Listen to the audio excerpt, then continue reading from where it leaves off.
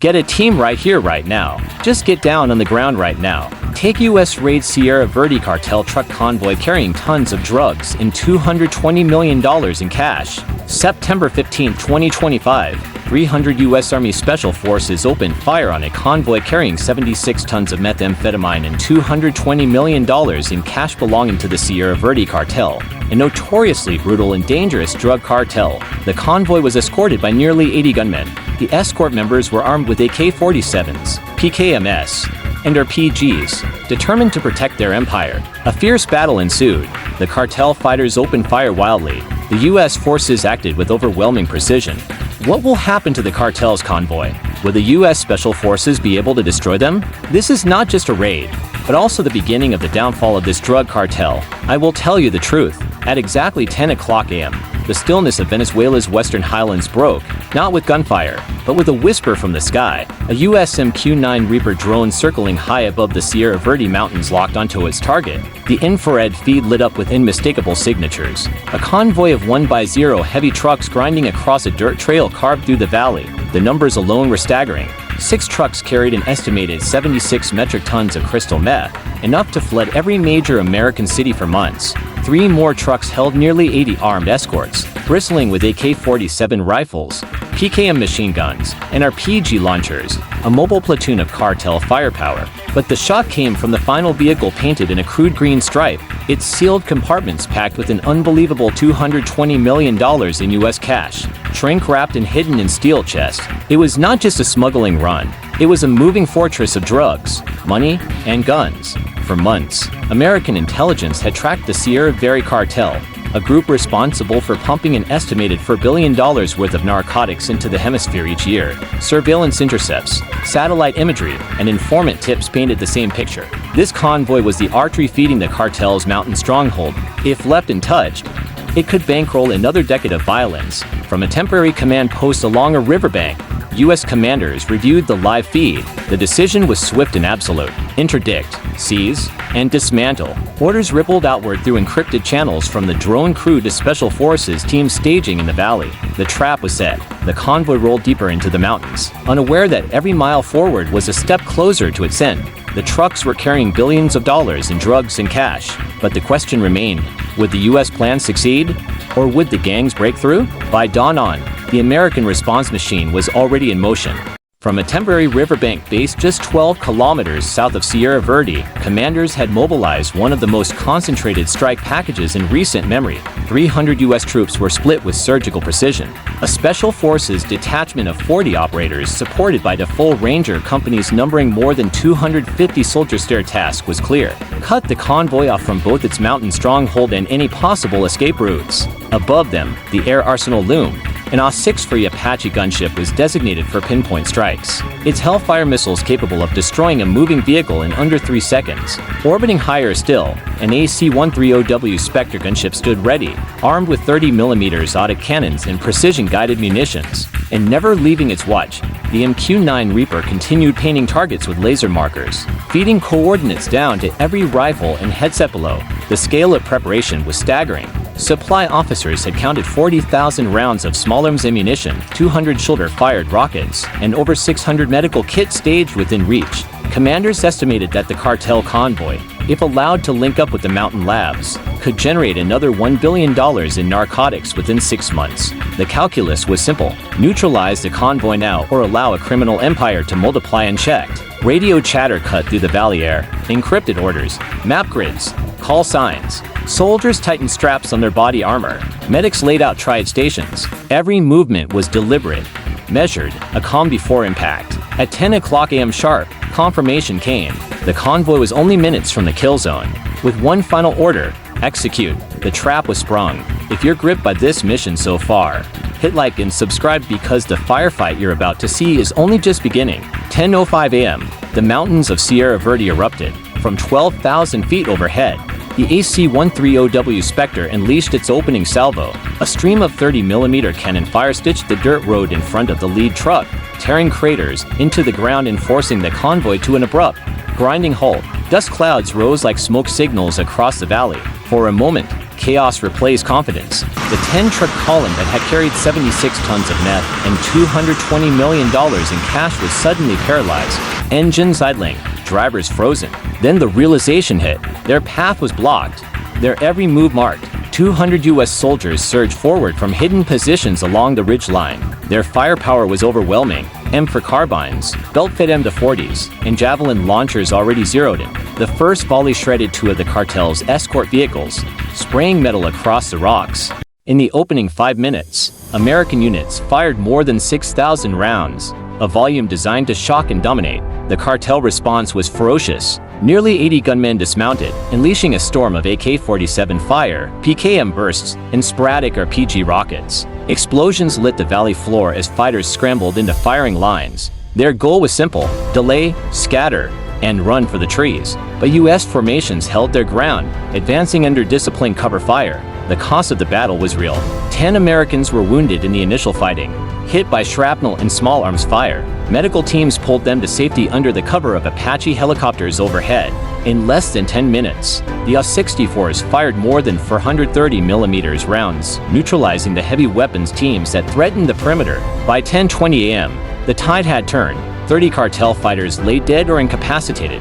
The rest broke formation, sprinting into the jungle in panic. But their retreat offered no safety.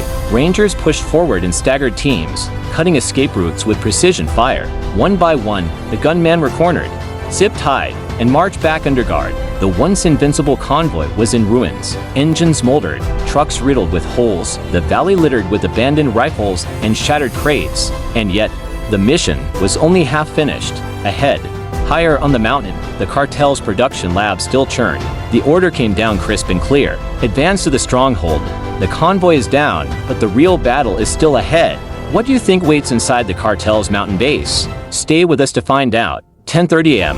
While Rangers secured the valley below, 100 U.S. soldiers pressed upward into the Sierra Verde stronghold. Their mission was clear: breach the cartel's mountain labs, capture its leadership, and dismantle the heart of a billion-dollar empire. The ascent was steep and treacherous, but the element of surprise remained. Apache rotor blades thundered above, providing cover, while the Reaper drone painted targets with precision. At the edge of the ridge, the stronghold came into view, a fortified compound of 8 concrete bunkers, their smokestacks pouring the chemical stench of production into the air. Intelligence had estimated weekly output here at 10 tons of crystal meth, a street value exceeding $600 million per month. The strike began with controlled violence. Rangers breached the perimeter, detonating charges against steel gates. Within seconds, firefights erupted in the narrow alleys of the compound. Gang guards estimated to be around 40 armed with shotguns and pistols fired wildly from windows in return, but they were no match for disciplined U.S. formations. In less than 10 minutes, the defenders were disarmed. 22 rested alive, the rest incapacitated. Inside, the discovery shocked even hardened operators. Rows of steel vats bubbled with precursor chemicals, and warehouse shelves sagged under the weight of 1.2 million packaged doses of methamphetamine, ready for shipment. Evidence teams estimated the cache's value at $750 million, making it one of the largest single seizures in U.S. counter-narcotics history. The climax came in a dimly lit office at the back of the compound. There, huddled behind a desk stacked with ledgers and satellite phones, was the Sierra Verde Cartel's field commander, the man credited with flooding 3 continents with poison. Surrounded by Rangers, he raised his hands and surrendered without a shot fired. His arrest signaled more than victory. It severed the command chain of an organization that had trafficked and estimated $4 billion annually. By 11:30 a.m., the compound was under complete U.S. control. Trucks were seized, cash was logged, suspects were zip-tied and flown to a secure holding site. What had been a hub of production now stood silent, its machinery cold, its empire in ruins. The order from command was immediate and final: prepare demolition charges. The mountain base would not stand another day. 12 p.m. The order echoed across the ridge line. Demolition phase execute. Engineers moved swiftly, rigging charges across the Sierra Verde compound. Every lab, every storage room, every bunker was laced with explosives. For years, this stronghold had fueled an empire.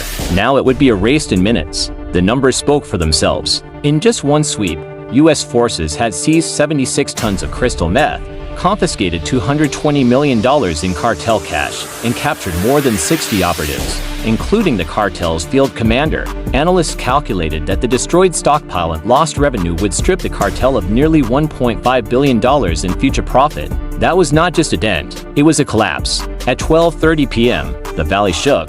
Controlled blasts rolled through the mountains, each detonation flattening a bunker and sending plumes of black smoke into the sky. Concrete crumbled, steel vats folded like tin, and within 10 minutes, the cartel's flagship operation was reduced to rubble. From the air, the Reaper drone recorded the destruction. 8 bunkers gone, laboratories turned into scorched earth. What once manufactured narcotics for millions of addicts now smoldered as ash. The human toll was just as striking. U.S. medical teams reported 10 American soldiers wounded, all stabilized and evacuated. On the other side, the cartel had lost over 30 fighters in the valley firefight with dozens more captured alive. The sheer imbalance highlighted the precision of the operation. Overwhelming firepower applied with surgical restraint. By 2:00 p.m., the operation was complete. Convoy trucks were impounded, cash shipments loaded into armored containers, and evidence cataloged for prosecution. Helicopters lifted detainees toward secure facilities while demolition crews swept the area to ensure no lab could be resurrected. The impact stretched far beyond Venezuela's borders. Intelligence officials briefed that this strike had cut off a supply chain capable of poisoning over 50 million potential doses across the United States. The ripple effect would underscore distribution networks from Miami to Los Angeles, sending shock waves through cartel logistics. As the last plume of smoke drifted into the sky, the message was unmistakable: no fortress, no convoy, no empire is beyond reach. On that September afternoon, the Sierra Verde Cartel lost its mountain and with it the illusion of invincibility. By the time the sun dipped behind the Sierra Verde Mountains on September 15, 2025, the outcome was undeniable. In less than one day, U.S. forces had dismantled what intelligence officials once called the beating heart of the Western Hemisphere's drug trade. The statistics told the story with brutal clarity. 76 tons of crystal meth seized, enough to poison over 50 million potential doses. $220 million in cartel cash confiscated, money that would never finance another weapon or bribe, and more than 60 cartel operatives captured, including the elusive field commander whose arrest severed the chain of command. What had begun as a convoy of 10 trucks and 80 armed escorts ended in a battlefield of smoldering wreckage. The cartel lost not only its cargo, but its credibility. An empire valued at nearly $4 billion annually was reduced to ashes in a matter of hours. For the residents of nearby villages, long trapped under the shadow of violence, the explosions overhead were not just the sound of war, they were the sound of liberation. The cost was not ignored. 10 American soldiers wounded stood as a reminder of the risk borne by every man and woman in uniform. But their sacrifice ensured that an entire production hub was erased, preventing billions of dollars worth of narcotics from ever crossing borders. As the last helicopters lifted off, carrying prisoners and evidence, the blackened crater where the compound once stood became a symbol that no cartel fortress, no matter how remote or fortified, could stand against coordinated resolve. The Sierra Verde Cartel had gambled everything on its mountain stronghold and lost it all before nightfall. If this mission opened your eyes, don't just watch, take action. Hit like, share with those who need to know, and subscribe for more. Together, we shine a light on the battles cartels want to keep in the dark.